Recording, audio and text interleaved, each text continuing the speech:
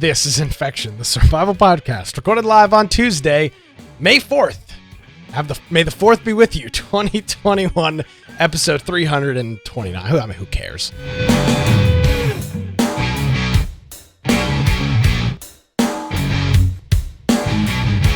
Hi, welcome to another episode of Infection, the survival podcast. Infection is your source for information on survival video games. Thank you so much for joining us this evening. My name is Nick Craig. If you'd like to check out my new endeavor, you can check out Wilmington's Morning News with Nick Craig, weekday morning, 6 to 9 a.m. Eastern Time. If you want more information about that, you can go to nickcraig.com and check out that program podcast coming soon. If you'd like to check out some of the ongoings with this show, you can go to infectionpodcast.com. Joining me, as he does each and every week from the great state of Idaho. Brian, do you have a wallet in your pocket? Or is that... What is that? You're muted. Oh, I turned the wrong fader up. Sorry, go ahead. Oh, we got this. What is that? It's like a fake pocket. I don't even have a pocket here. It's like sewed up, and it's made to look like a pocket, but it's not even a real pocket. Isn't that frustrating? I tried to... One of my boys handed me something, and I tried to stick it in that pocket. I was like, this thing's not even real. It's like the fabric, and then there's things sewn onto it. Yeah, you know, if you buy, I'm not indicating that you're a cheapskate, but I buy like cheaper dress shirts and jackets, and that's pretty common. Well, I wonder if it's like a real... No, it's not. Definitely a fake pocket. Yeah, it's definitely a fake pocket. Well, I've gotten some suits where they've sewn up things, but then if you unsew them, it's an actual pocket, but they keep them sewed up so it looks exactly how you want it to look. But if you want it to be functional, you can. Looks high. So, yeah. Brian's wearing the men's shirt equivalent of women's pants. I don't even understand what the hell that means. Hey, Brian, how are you? Because they have all like these little fake things on there that are like little fake pockets. I was going to say, you have holes all over it. I mean, this is it. This is the only pocket it could have had, and there are no pockets. It's like equivalent of a t-shirt, a button-up t-shirt, pretty much, with no pocket. I'm wearing a t-shirt that says USA back-to-back World War champions. So that's what I'm wearing. So perfect. Yeah. Hey, Brian, how are you? I'm doing very well. Hey, well, if you want to find me, of course, you can find me at Brian Aldridge on Gab or Parler, or if you want to go check out my blog, biteoftech.com. But as Nick said, go to our website. If you go to infectionpodcast.com, check out on the right-hand side, join our server on Discord. I encourage you to go through and submit news to our news channel. There's a news channel in there. So if there's a link or a topic or a video, anything that you think we should be looking at before the show, just post it in that channel and we'll review it, see if it's something that's good for that week's show, and we'll put it in there if it is. If it's not, we can save it for another show. Also, we got our Steam group where if you want to get notified, we've been testing with the times. 10 minutes before does not send it right away. So next week, I'm going to have it send automatically at 20 minutes before, and we'll see if it goes. But at some point, they'll be getting a Steam notification when Steam randomly starts working again. And then we have our video forms of the podcast. We've got Twitch, YouTube, BitChute, and DLive. And those are ways that you can watch while we're doing the show or after the fact. There's a number of ways through there to watch. And then for the audio only form, we've got those at the lower right hand side, which is not live, but if you want to watch it or listen to it when you're on the road or at work or something after the fact, got a lot of different ways to do that there. And of course, what you can do is you can follow along. And so if you go to the particular episode that you're wanting to listen to, you can then click all the links for the different topics that we cover. And there's also a video player, an audio player in there built in, but you can follow along with every single topic that we discuss, and that'll help you to be able to see some of those videos if you happen to be listening. If you want to support us, there's a support tab up top and go to infectionpodcast.com/support, or if you want, you can go to amazon.infectionpodcast.com, humble.infectionpodcast.com. We have the Prime Gaming subs, and then we have the Subscribe Star, which is a link is on the website. So if you're interested in supporting through any of those ways, go ahead and find it on the website. Yes, sir. And I do want to thank our friend It's Jonesy for hitting us up with a resubscription there during the intro and throwing me completely off. Jonesy, it is greatly appreciated. Thank you very much. And yeah, so started the new job. Everything's going good with that. I don't want to spend a whole lot of time on it because obviously we're on a shorter show. But yeah, we're rocking and rolling. We're 2 shows in. We've got a third one tomorrow, and very nice. Yeah, we're rocking and rolling with that. So if you want to check that out again. You can go to nickcraig.com or go to search 980 The Wave, WAAV, and yeah, you can listen to the show. All right, Brian, I'd be remiss if we didn't start off with something that is it's our roots. Yes. For people that maybe are new to the program, this show started back in 2015 as the H1Z1 podcast. That was the start. That was the precipice of 200 and what show is this? 329. We're in 329 today. Yes. So that it all started with that. Now we covered months ago. Daybreak was sold to Enad Global 7, which, unlike their current holding company, Enad Global 7 or EG7 is what it's called, is kind of the acronym that they go by, is actually a gaming holding company, kind of. So the last group was just a big investment firm. It was some Russian capital firm, and they just acquire companies and do that.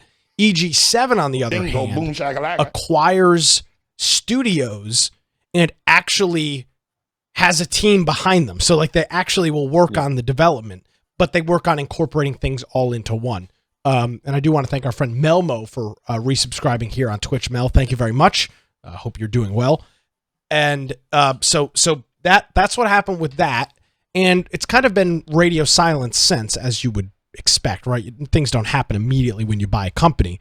But there was a video that was released the other day, and it is it's the co-founder of EG7 and the CEO, and he was talking about, well, I mean, I guess I don't need to mention it. Let's listen to what he had to say about Daybreak, H1Z1, and the future of some of those projects and what we might or might not have to look forward to in the future. So let's listen to a couple minutes of this video. We believe over time will really deliver for those who play the games. Daybreak is of course one of the things that people have the most questions about, and I think it's very, very easy to understand why. Of course, EverQuest has been running live for 22 years now, which is amazing. My God. I played EverQuest myself, when I was, I think the first time when I was 16, which is looks exactly crazy. the same. But I think to understand what's going on is that we acquired Daybreak, and now we're interacting with them on a daily basis to see what are the things that we don't think work. And we know that there's a lot of issues. We've stated this before. There's a lot of things with the community that doesn't seem to be working. Communication is not always perfect, and I think that they understand that as well. But now we're trying to interface and say, hey, how can we fix this? Then there are other things, and I'm gonna bring up a specific example that I know that everyone who's watching this video really wants to get to. It's H1Z1. What's going on with H1Z1? Right? The truth of H1Z1 is that there is no team working on the game. It was almost sunset. And now it's been massive explosion around it because we said a few words around the fact that we have a team working on the code base.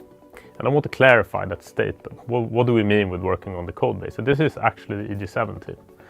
The EG7 team, our technical guys, they've been evaluating the code base and looking into community and trying to figure out, because of course there was no team there, so the knowledge around the code base was very sparse. So it took a lot of the early year just putting everything in order. And now I can tell you we have running builds of Just Survive and early builds of the game and so on. We have those things working. But from there, that's not the end answer to things. What we realized in taking that step, when we did this research, we talked to the community, was, okay, a lot of people are saying they want pre-season 3. Some people don't want that. They want the new version of the game. That version had a ton of bugs that are now fixed, but there were also changes that people didn't like.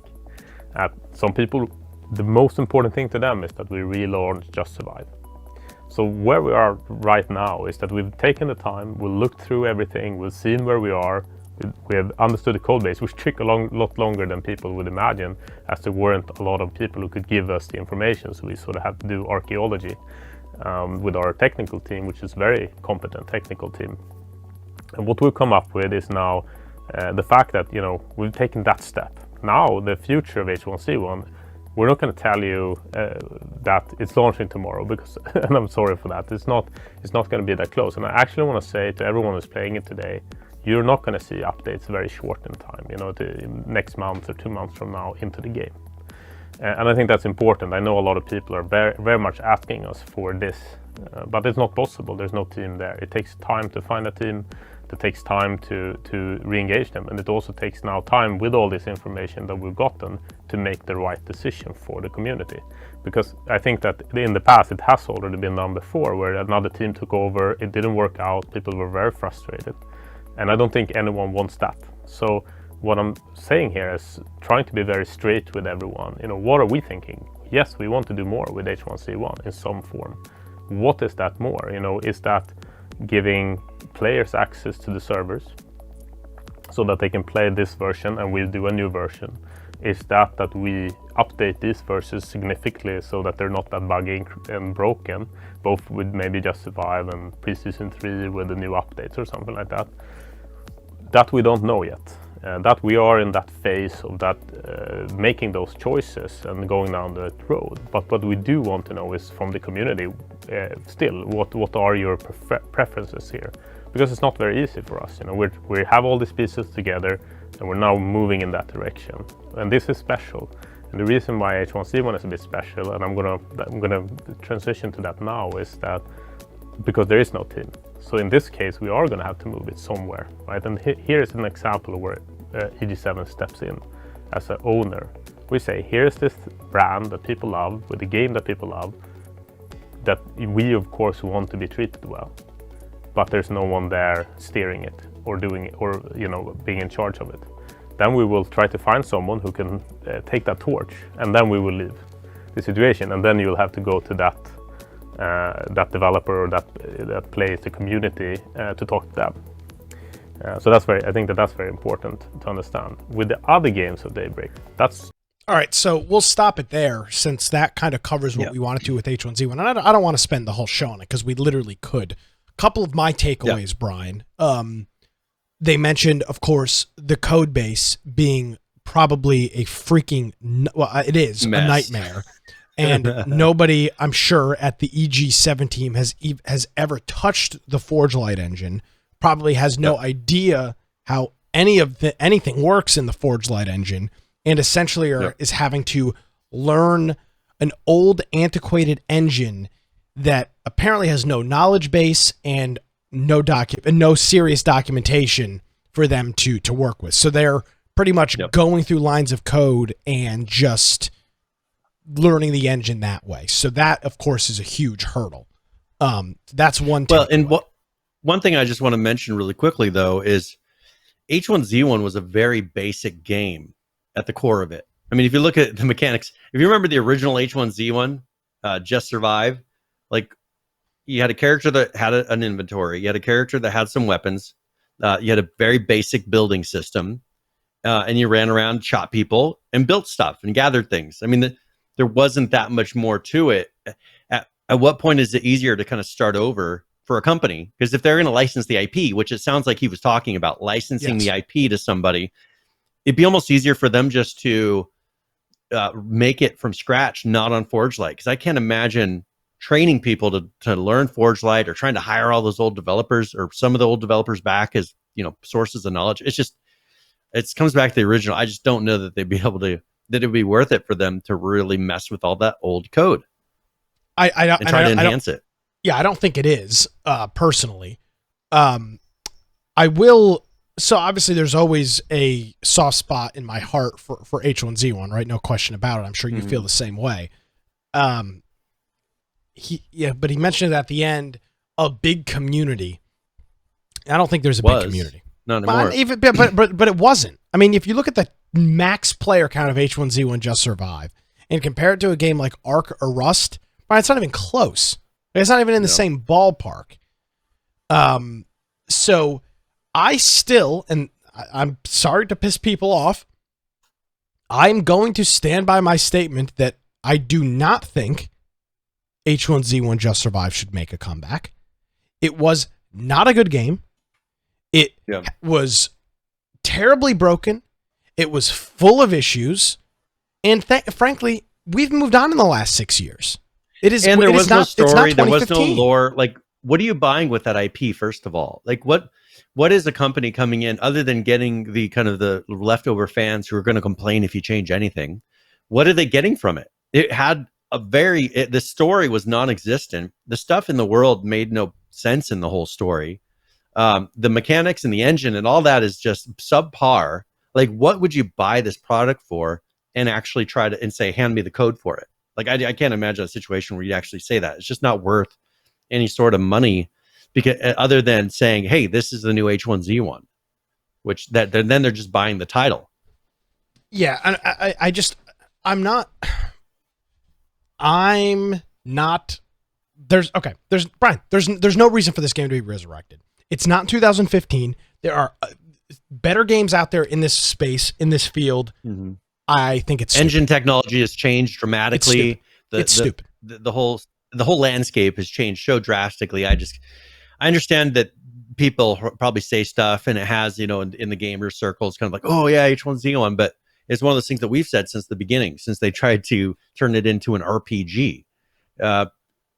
People I don't think are interested in it anymore. The technology, people have seen what games can be, and we're getting ready to jump into even look, I talk about Unreal Engine 5. I mean, compare what they're getting ready to do in technology with ultra realistic environments, and then you've got H1Z1, which you could design on modern technology. A person could design in their basement in a summer.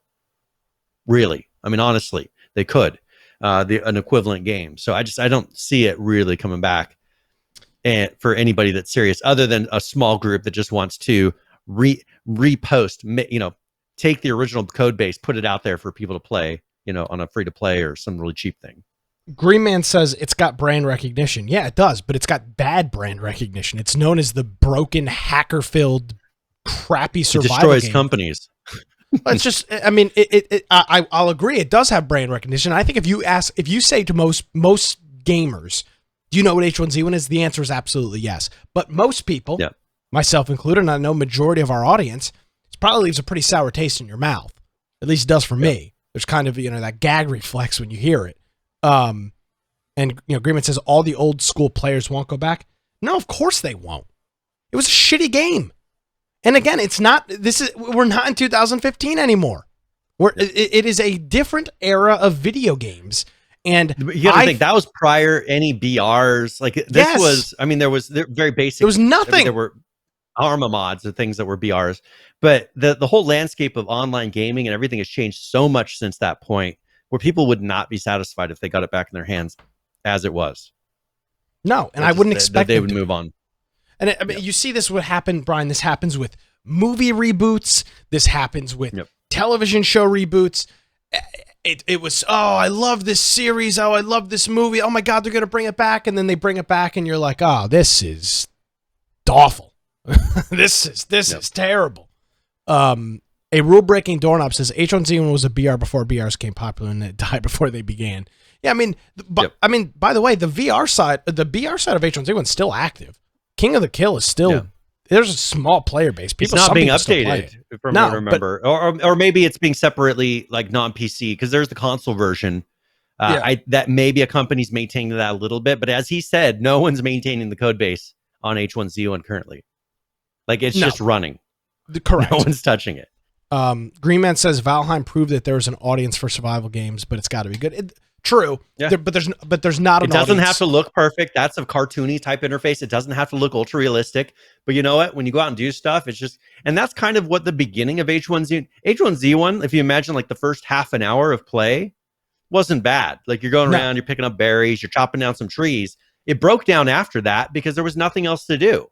Other than PvP, which was kind of worked out. People enjoyed the PvP part of it. But when you're on an engine that's just so full of prolific hackers, you lose that. I mean, that went away because it just became unmaintainable. So I think the beginning, it seemed like, oh, we have a survival game here. But then it's like, okay, we build our base. Then it became the now what's. And then that's when you go start hunting other clans, which worked out. But you need to design the game around that. It just happened to have, because it was so broken, turned into that. I don't think they even meant for it to play like it did. I think they were creating a zombie survival game, and it ended up being a PvP game. Essentially was just an it was at the end it was an RDM random death match, just shoot 'em up. I mean, it was all intents and purposes a Call of Duty of survival games. Greenman says 7 days is superior to H1Z1 in every way. H1Z1 is 7 days is. I would make the argument Scum is. I would even. Yep. All right, Brian. I am going to put my flag down on this hill right here. I will make the argument that Miscreated is a significantly better game than H1Z1 ever was. Yeah. Based on its core mechanics and what it provides. H1's again, because they've kind of fixed the building system in Miscreated a little bit. And all the other features are better than H1Z1 was. I mean, I kind of like the gunplay of H1Z1. You know, like as far as how the snipers shot and everything. I like that.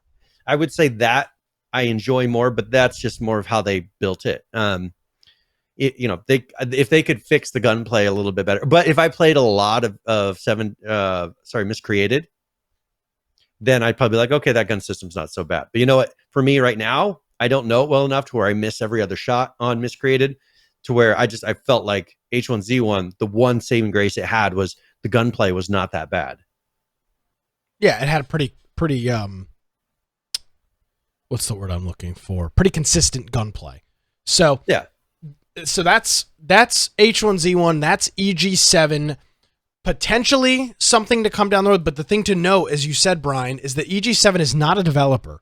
They are not going to rebuild H1Z1. If somebody wants and they can partner with somebody to rebuild Just Survive, they might.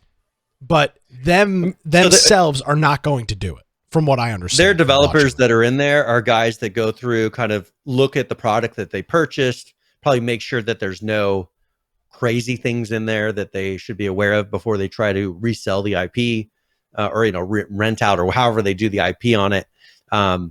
So I really think that for them, they're just going and looking at it. They've got some early builds of it working, so that if someone comes to them and says, okay, I'd like to continue this, they could say, hey, they're just trying to up their market value of what it's worth by saying, all right, we got early versions that work. We got them all running, but they're not going to do anything beyond that. They're not fixing anything. They don't understand it. All they've been able to do so far is just to get it to run. Yes, sir. So that's that. If you want to watch the full video, there's some other information there. There will be links in the show notes on our website, which is infectionpodcast.com. We don't talk about that. We don't give this company a whole lot of time, Brian, frankly, because they don't really have as much news as their competitor. But Sony did, in fact, have a lot of news this week, including an interesting thing with Discord. But before we get into that, one of the big Sony, I'll call them black eyes, is crossplay. They have a very weird crossplay policy with PlayStation Network that has really handicapped them with a lot of games and a lot of titles, but it appears a change is coming to that, possibly. Yeah. So, well, they've been caught with their pants down, I guess you could say, because of all this stuff happening with Epic. Mm-hmm. This information is something that wasn't supposed to be released. This was leaked in court documents. Now everybody knows that the reason Sony has such crappy crossplay is because they don't want crossplay. They keep sabotaging and charging people who want to do crossplay. And one of the only companies, that's paid for it, for instance, is Fortnite. They pay Sony just to allow them to do crossplay on their platform. And you, as a person using a Sony product, also pay Sony for the ability to connect to the internet and play against people as well.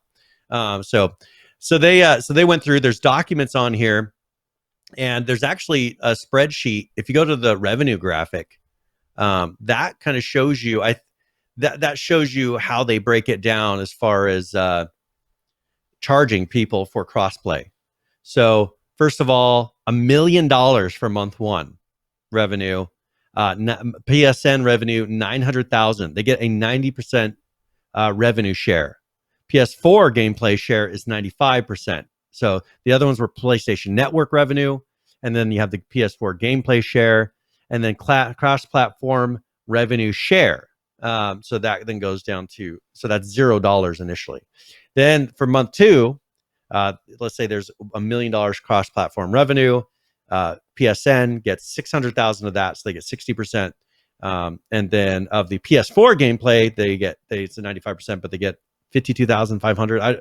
I'm trying to exactly remember this, figure out exactly how they mean this, but so payments I'm going to read one of the some things here. Payments commence on the month the title exceeds or is expected to exceed $500,000 in PSN gross revenue within a 12-month period. So they're looking at like $1 million over a year.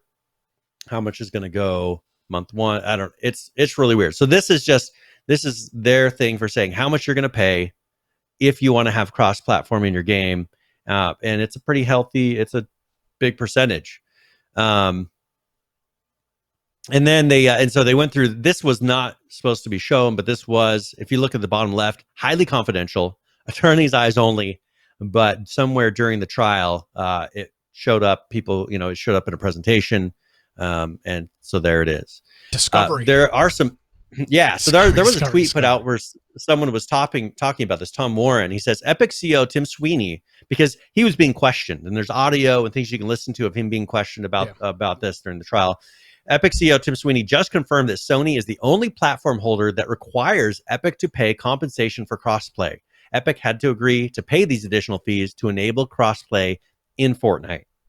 So pretty crazy. Definitely another reason why I've kind of walked away from, because you know me, originally I was a Sony fanboy when it came to consoles. That was the one I was like, hey, it has got better graphics. It's got, all these things.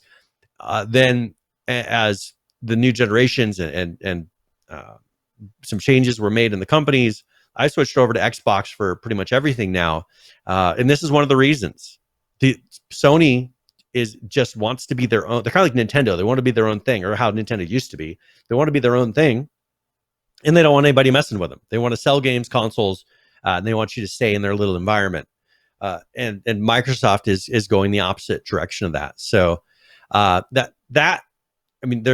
a bunch of documents, a bunch of things you can go check out. We'll have links to them, on the show notes. But also another thing that happened this past week, we talked about there's Microsoft and Discord were in talks of being purchased. Then that got quashed. We mentioned that last week. Well, now instead, Sony has made a minority investment in Discord after they stopped talking to Microsoft. Discord stopped talking to Microsoft about this. So they're not. I guess there's not really anything that's a guarantee here, but they did make an investment in the company, and they're calling this a partnership. So. Well, it'll be interesting to see how this kind of goes forward with Sony talking about communities and everything. But they're going to start integrating this early next year. So you're not going to see anything until early next year, somehow Sony and Discord integrating together. It just seems like a very poor choice. I guess they like the fact that they didn't have to get bought out. They just got a little extra money for doing an integration. Yeah, I mean, it's an integration. Exclusivity for a bit. And I don't think it'll even be exclusivity. If I had to guess, Sony might try to bring a version of Discord to their PlayStation Network. I've been very disappointed since day one that Discord doesn't work on consoles. There's no such thing as Discord on consoles. I think that's been a huge flaw of Discord, because obviously for PC gamers it's fine, but if you're playing with people that are on consoles, they end up sitting on their cell phone, and then you have to hear all the. It's just so maybe this is the beginning of that. Now it doesn't say, because Discord is not a private company. Because Discord is not a public company, we have no idea what a minority investment is. We have no idea how much of it they own. I mean, it could be 1% realistically. I mean, you have no idea. And until they're ever a public company, we won't ever know. I mean, they're not required to disclose it. They can do what they want. Yeah. So not sure what this is. Maybe right. Maybe it is some sort of exclusivity stuff. I have no idea. But it was very interesting to see this pop up. I want to read off one little area that kind of makes me think that it's less of an exclusivity. Because they mention in here that together our teams are already hard at work connecting Discord with your social and gaming experience on PlayStation Network. So it is something you're already doing. But it says our goal is to bring the Discord and PlayStation experiences closer together on console and mobile, starting early next year, allowing friends, groups, and communities to hang out, have fun, and communicate more easily while playing games together. So it sounds like they're really just paying to get this sped up and allow maybe integration with, because Sony's team system or grouping system isn't that great. I wouldn't be surprised if they built in the operating system Discord, and all you do is then load Discord on your phone, and then you have Discord instead of the PlayStation groups, which gives you cross-platform chat immediately. Like that would be one way that they could, because Sony obviously hates hosting online services. They want to charge for it because it's such a pain. They could turn around, integrate Discord all the way. They've paid them for the use of their servers, pretty much, is what I assume this is. And now Discord will be just something built into a PlayStation. Yeah. Was not expecting that this past week, to be honest. And that was rather interesting. So yeah, that's Sony. Yeah. And so one thing I wanted to mention really quickly with Sony is Discord's revenue. Mm-hmm. They said increased by 189% year to year in 2020 to 130 million. So 2020 was a very good year for them. Who knows how much of it's the pandemic of people staying home and playing games and being, having all of a sudden computer or laptops with headsets because they have time for work. And then, I think it was just a perfect situation for them, which they're trying to take advantage of here. A follow-up on last week, we had talked about the Activision CEO and how he got a bonus still. Well, this week, his pay has been halved. So they've cut his paycheck in half. So he is making less money. There's not really any more around it, but they probably didn't like the publicity of, this big rich guy getting paid. And then now they're cutting him in half. So he's making a little less money. I'm sure he's ecstatic about that. Yeah. I do. By the way, we are going to talk about Epic. We'll probably round out the show with that. So let's try to see if we can rapid fire a couple of things before that. Brian, the Stadia train is it's just bad news after bad news after bad news. Who was it? A couple months ago, it was the lead project guy left, or the guy that was essentially in charge of the Stadia project left. Now the John Justice, who is the head of the product, the head of Stadia, who's a senior member of the Stadia team, has left the company.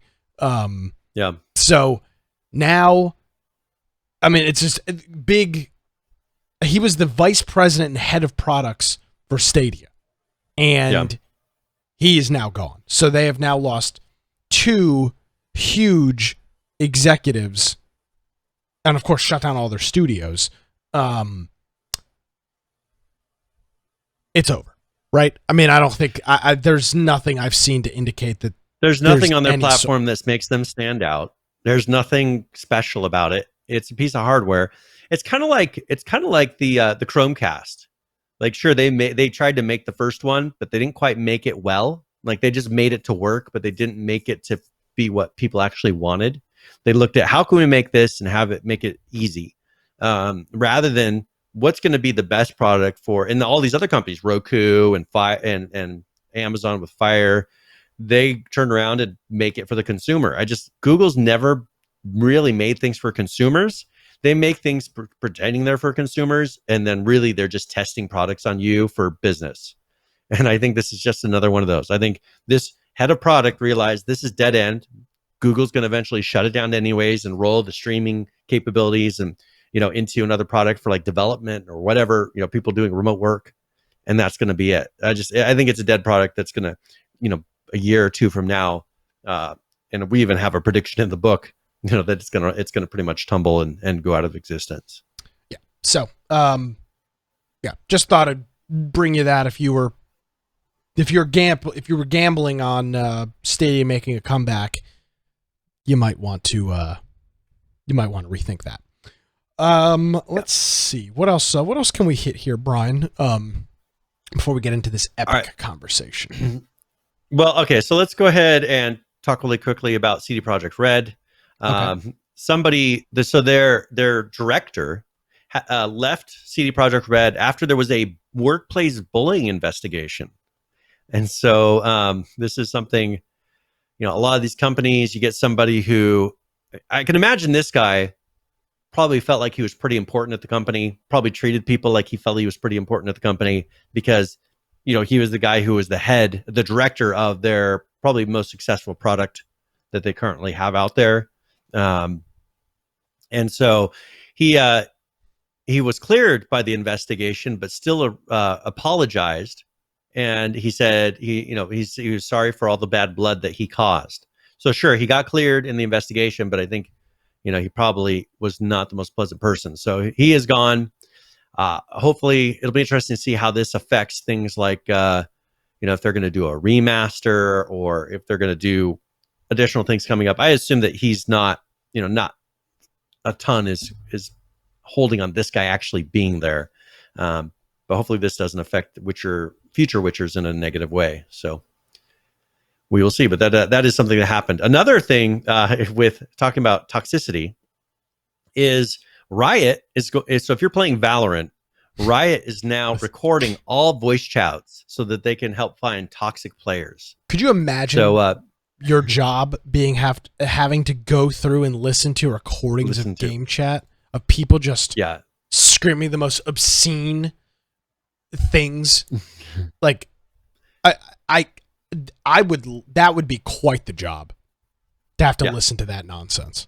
I mean, just the most vulgar, vile things you've ever heard in your life. Well, and one thing I want to kind of mention, I don't know if people have realized this. Well, Riot now is 100% owned by Tencent. And if you think of how they deal with these sort of things over in China, they have cameras, they record everything so they can use them against you. This goes right down what Tencent would ask for. Oh, you have problems with people being bad? Well, over there, they have a social score, I think is what they call it, right? Yes. Where if you do bad things, they mark your social score down. Here, we got we got China's method for dealing with this. Record everything and then, use it against the people to get them banned. We'll see how that works out for them in the long run, but I'm sure that it'll just be the way that goes for there and not many people will complain. Paradox also has been having issues with toxicity. They make a lot of some of those sim war games, strategy games. One thing they said is that their developers have been driven away because of the toxicity on their forums. Oh, Jesus They say Christ. that the forums have just created a culture that's just not enjoyable to take part in. So the pretty much all developers have just given up on the forum and they're not even going there anymore just because it's turned into such a toxic cesspit. So if you're trying to go to the forums and hopefully getting some help from Paradox on one of their products, you might as well kind of skip that because it's a mess at the moment. So yeah, I mean, has this really changed? I mean, hasn't online gaming been toxic since like the mid 90s? I mean, obviously with more people using game chat, but I mean, Brian, I'm old enough to remember when I was in middle school or even late elementary school into high school playing Xbox 360, and you're looking at 2011, 2010, 2011, 10 years ago. It was awful then. I mean, I remember the Modern Warfare 2 lobbies. I mean, and again, I'm 12, 13 years old and I'm listening to and screaming the most obscene things at people. The fact that this is still a topic to me is unbelievable. This is the industry. This is part of the industry. Like it or hate it, want to change it, I don't care. This is part of the industry. This is, maybe you want to call it one of the hazards of working in the video game industry. Guess what you're going to have to do if you work in the video game industry, Brian? You're probably going to have to crunch because there's deadlines. I know, shocker. Unfortunately, you're going to have to meet a deadline and do your job just like every other industry. And the players hate you. That's it. These are known facts about the industry. And the fact that some developers don't seem to be able to wrap their head around this is just dumbfounding to me. I mean, this is the industry. Get over it. Yep. Yeah. Well, so maybe Intel wasn't 100% off on the whole thing of them creating the No, voice that's a chat terrible filter idea. that No, actually. that's what makes video gaming so great.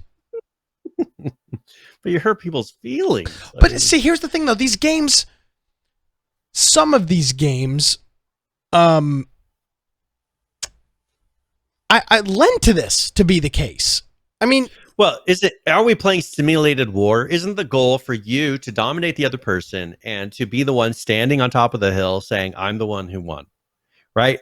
That's the whole point of online gaming. And I think the problem is we've got a whole culture that's trying to go against that and saying, no, this is about the community. It's about fun for everyone, where when it comes down to it, competitive gaming and, sports, everything else is not about the community. It's not about the fun, as you say it, because when half the people actually don't have that much fun in the end because they lose, and sure, maybe they enjoyed the middle of it, but the end, they're like, oh, that sucks. And they're mad. I think that they're trying to get away from competitive, the toxic masculinity and everything that they talk about, but they're going to make it to where games are just not fun anymore. And then what are you going to do? I mean, they're pushing to a point where people will not enjoy playing games because the games will be so non-competitive. Everybody wins. It's an experience. It's not about, beating another person. And it's just going to the point where your average person is just going to be like, well, why would I want to do that? That's boring. And I'm afraid that's where it's pushing with a lot of these companies. But you'll have some companies that won't. You know what? Those companies are going to be the most popular games you can imagine because they're actually going to have games that people enjoy playing. Like Rust. Yeah. Rust is everything that they hate. Everything they hate. And it's so popular. It's one of the most fun games that people play. Yeah. You have to know what you're in. I mean, you have to know this is the industry. I'm not in the industry. I guess you could say kind of we are, but we're not in the industry, and I understand this is how it works. I mean, it's like, have any of these people ever played a video game before? Because to me, but the problem is there are these people. But look at what we experience when we go to PAX. You have a bunch of people that are gamers, right? But most of them there don't play games. They're in the community, and they go around all these conventions wearing their outfits, have no interest in the games whatsoever. But you know what? They're the ones who are making the influence that are pushing people, pressuring people, and making decisions that are affecting our experience. When all they're going there to do is hang out with people and do whatever they do at those conventions. I think the wrong people are pushing forward the direction of gaming, not the people who actually are playing the games. I would tend to agree with that. Yeah. So yeah. You want to talk about we got a lot of Microsoft stuff. Do you want to talk about some Microsoft really quick? Let's do that, and then we'll round out with Epic. Sure. Okay, so there's something that was mentioned in Epic. I'm just going to mention this because it really is interesting. PH had posted some audio clips inside of our Discord talking about the Tim or Epic or Sweeney was being questioned by the prosecutor or the defense attorney, whichever way they're going. It's versus Apple, right? So it's Epic, the defense attorney. Defense. Yeah. So they were saying, well, does Microsoft Xbox have this 30% revenue share? And he was going through yes. Well, guess what? Today, Microsoft is slashing what it takes from developers to 12%. They are now matching Epic Game Store's market revenue share to what Epic is doing. I think that Microsoft is finally waking up to this is a good opportunity because they've started making money many other ways, just like Fortnite and Epic have been doing, to where they're like, all right, we'll lower this down, and it's going to make us look a lot better. It's going to make us look like the idiots. It's going to make developers like us a lot more. So they are now matching Epic Game Store's 12%. So that's huge. And too bad it didn't happen a few days ago, because then Tim Sweeney could have said, well, actually, Microsoft just matched ours. He couldn't because it just happened, but it was a couple days too late. I'm glad you pointed that out because that's one of the issues with Steam that you look at is that Steam's only revenue source. is the cut that they get from games, because you can't pay for Steam if you wanted to. There's no way to pay for Steam. It's a free service. They make their money off sales and credit card processing. As you stated with Microsoft, they got a billion other ways that they can generate revenue, including Game Pass and everything else. Yep. So, yeah, maybe you can afford to lower that cut and make yourself more lucrative to developers. And that segues perfectly into let's do a little rabbit trail here really quick. Steam. So there's actually some things coming up on Steam that may eventually make them adjust their number. And then it'll only be Sony and these cell phone providers, the cell phones. So Overgrowth developer, so there's a game called Overgrowth. Wolfire Games has started a antitrust lawsuit against Valve regarding that 30% revenue cut. Oh, so they did a questionnaire or a poll to a lot of game developers, and they said that they don't feel that Epic earns their 30% revenue cut. I guess because you look at what is they said that 6% of developers say that they feel like the game stores are justified in taking 30% or higher. So because there's really very little being offered by Steam in nowadays modern technology of what they're offering to justify a 30% cut. So that is something that's coming up. We'll follow, see what happens with that antitrust lawsuit, but that is in the works. It's just been announced recently. Maybe eventually, especially with Microsoft and now Epic, them both having a lower percent, the tables are slowly turning. I remember you and I, when we mentioned this in the very beginning, when it first became an issue with Epic, people laughed at us that said, no, this will never change. Well, maybe Epic is very smart, and they're starting to change the industry, which seems like what they wanted to do from the beginning. So we'll see what happens. Yeah. And then Microsoft App Store has been making some changes also, because of that Apple pressure and things that are coming up. So they're going to be they're changing the way that like the PC revenue works for when you purchase games, and the cross-buy games that they do. They're trying to make it so that publishers can get a different share on Xbox and PC. So they can get a different revenue share with cross-buy games. We'll see. They're making big changes. Microsoft is trying to adjust, and it seems like maybe they're trying to meet Epic in the middle. And I'm curious, is there kind of an agreement or something going on between Epic and, or maybe one of them wants to have something worked out with the other one? It seems like they're kind of starting to fall in line with each other quite a bit. So they did put out a thing called our PC gaming journey in 2021 and beyond that I encourage people to go check out. It's a website that's got a lot of interesting details about their communities. One thing that I wanted to point out that they said in this, building communities around games, not devices, which is what I said Microsoft is starting to do. They're now admitting it publicly. The console is not the point. They realize it's the communities, it's the games, it's everything else that they can make you pay a subscription for to keep giving them money all year round. And that's the way they're going. So they have now publicly said it. And I think that they've realized that they can make money many other ways and not lock you into a console, because the console for them usually loses them money. The last console, if they were relying only on console income, these last console launches have been such disasters, they'd be going bankrupt. So this is something where now they're coming up with other ways. I want to mention a side note. Minecraft modders have now sold 1 billion mods. And so since Microsoft purchased it, the modders have made over $350 million. Things like that. That's serious change. Things like that. Yeah, where it's something they kind of have people that are overseeing it, make sure that rules aren't being abused and things like that. But you know what? The modders are making the products, selling them to other people that play the game.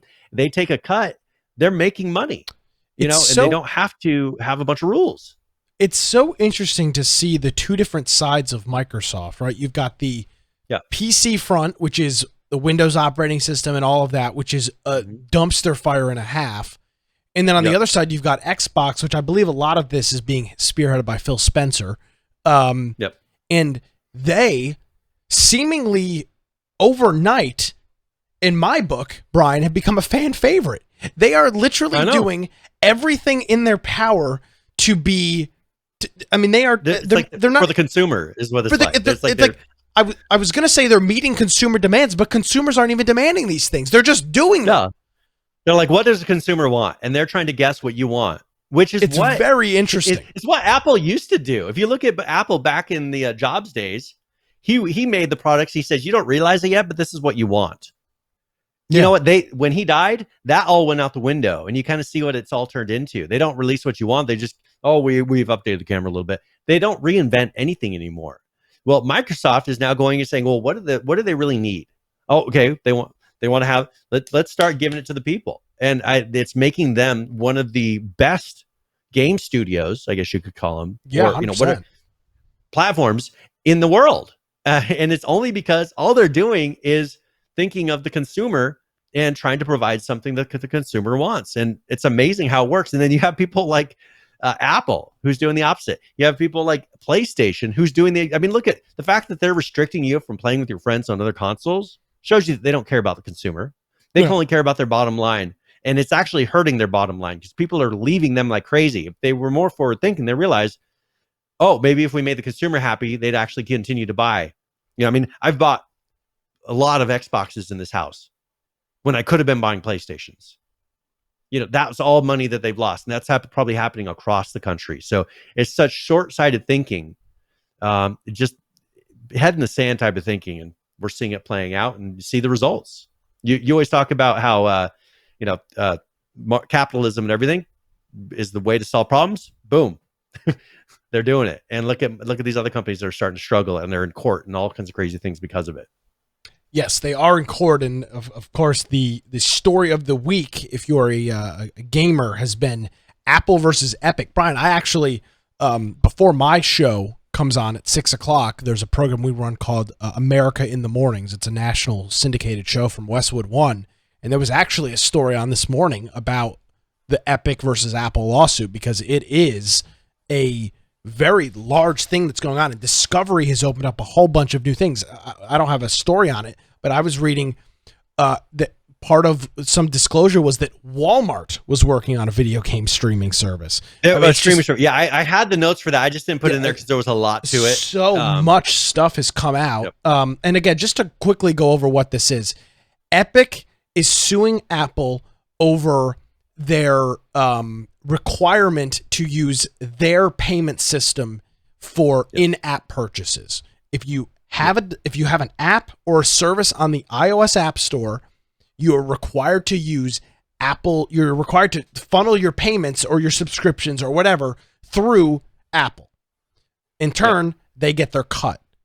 Epic, frankly, Tim Sweeney thinks that's bullshit and is willing to put it. I'm not saying put it all on the line because he's not. I mean, Epic's fine, but he's willing to go down in the trenches, and he's been testifying in court the past 2 days. You can listen to the audio; it's streaming live. Mm-hmm. So that's the breakdown of the court of what's going on. There's been some interesting things that have come out of it thus far. I was chatting with a friend earlier that actually works at Epic, so take her opinion for what it's worth. But she said that she's a little concerned that the judge, by the way, it's a bench trial. This is not a jury trial. That the judge seemed to already kind of have it out for Tim and was kind of being kind of a dick to him and some of the stuff that Epic was saying. But that's where it stands right now. We're in day 2. It's literally just started. One funny thing is that they accidentally put the dial-in phone number public and hundreds of people called into the line screaming toxic things that would have caused developers at Paradox and Riot to jump off a bridge. And that's fun. There's an audio clip. I'm not going to play it because it's just literally, it sounds like an Xbox game party chat or a Call of Duty lobby. It's just people screaming obscenities, people saying, join us on, follow me on Twitter. Some guy saying, why don't you suck my, it's just people yelling the N-word. I mean, it's just exactly what you would expect when a court system accidentally broadcasts their call-in number. But some interesting things have come out of it, Brian, and a lot of it has to do with the Epic Games Store.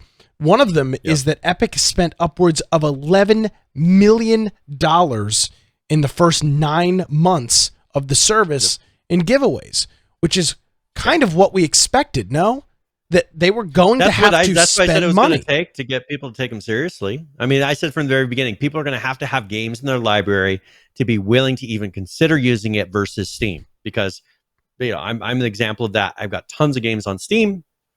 I didn't have anything on the Epic Store, but you know what? Now I've got a pretty decent. One thing that they really need to do is clean up the interface and make it a little bit more user friendly, a little bit faster.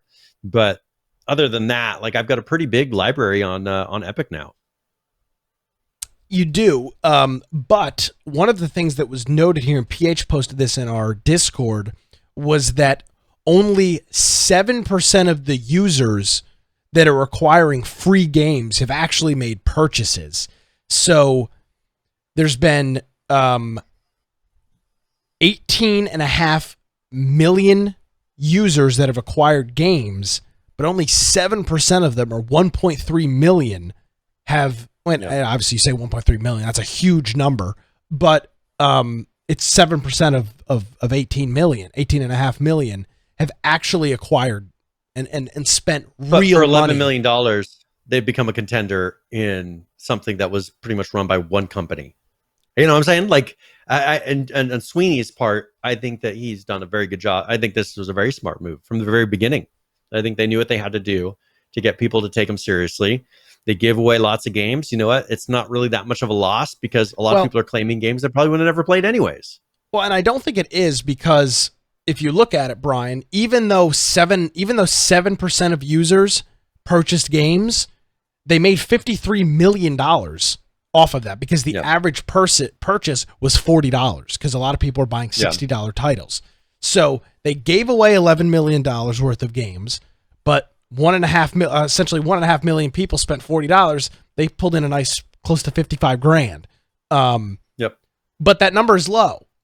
That 7% is low. I'm sure they were hoping it was significantly higher, but that's the number it is. So that was something interesting that that came out of this. I mean, you can call that a fail if you'd like, but I would. Well, one thing they did mention though in this is Fortnite. They did say how much Fortnite has brought in the past 2 years. 9.1 billion. Say that one more time for me. Period. 9.1 billion over 2 years is what they brought in for Fortnite. Yes. Wow. That's how profitable Fortnite has been for them. So that's just in 2018 and 2019. I would say 2020, they're probably even better. And so this is something that's making a huge, this is what funds the whole company. Fortnite funds the company. They've been making groundbreaking changes in that game. They've made groundbreaking changes to their engine for the game. They use it as an excuse to make things better in their engine. I mean, they're using Fortnite to every possible benefit that they can. I think they've done some of the smartest business moves that I've ever seen a company do off of one successful product. You know, they made Fortnite incredibly successful, and then they've done nothing but then make their other product, Unreal, the engine, that much stronger, buying exclusivities. For instance, one thing that they did recently this past week is they bought ArtStation. I don't, maybe not everybody knows what ArtStation is, but it's a place where artists can go and post pictures that they've done. It's like an artist portfolio type of a site. A lot of people go and put things there. There is a fee if you want to have certain things. If you want to sell graphics, for instance. Epic bought them and then dropped the fee to 12%. So before there was a higher to match it, because it was 30%. They didn't like the ArtStations. Those sons of bitches with the 12%. I mean, they are just they're trying to make it the standard. So they're just buying companies that charge 30%. So if you want to get purchased by Epic, you know, charge 30% in your product, and then maybe they'll purchase you, just they can lower it to 12. But they've done that. It went from 30% to 12. I don't want to give out too much inside baseball because I'll get in trouble. But again, I was talking with my friend who works at Epic, who I haven't seen in a couple years, was in town. So we caught up and had a couple drinks. And we're talking about some of the stuff at Epic. I didn't realize this, Brian. They provided, when they were in the office, they're all working remote. They gave their employees 3 free meals a day if you wanted. Free breakfast, free lunch, and free dinner. And it was costing them upwards of $20,000+ a week for that. And it was just This is at their house? No. That, This like, is at their delivered to them? No, this was at their at the facilities. Yeah. Okay. So they were, and this was just, it's just a perk of work, a very Google-esque, and just this is a benefit of working for the company. You can eat essentially, you eat for free. You get it's catered meals, you get meal options, but it's free.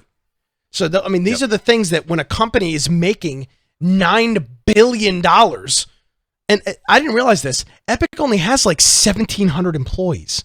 Companies that are pulling in $10 billion have tens of thousands of employees. Yeah. They've got one office in Cary, North Carolina, and nobody's even there. And they just bought a mall. We talked about that they purchased. Yeah. So there you go. So one thing, I'm just gonna, because we're running out of time, so I was gonna wrap up some of the things that maybe we didn't discuss. But yeah, so we talked about the fees being dropped. That's been a huge thing. But also one thing I wanted to mention that we didn't cover before about Microsoft. Yeah. One thing that I saw in the news, there's no plans on bringing Stalker 2 to the PS5.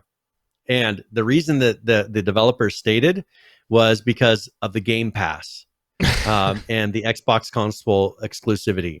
They said they're not even going to take it to the PS5 because they wanted to just put it in the Game Pass.